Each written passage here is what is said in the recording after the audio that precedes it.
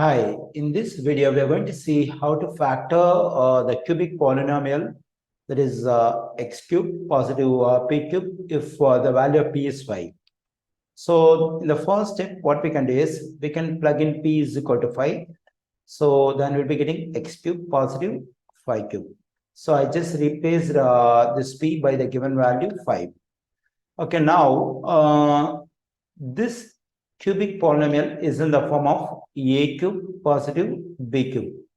So already we know we have an algebraic identity for a cube positive b cube, that is a cube positive b cube is equal to a positive b times a square negative ab positive b square.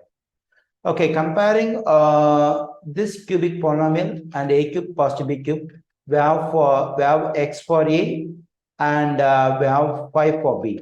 So in this factored form, you have to replace a by x and b by 5. Then we'll be getting x positive 5 times for a square, we have x square, negative for a, we have x, for b, we have 5, and for b square, we have 5 square. So further, x positive 5 times x square negative x times 5 can be written as 5x positive. The value of 5 square is 25.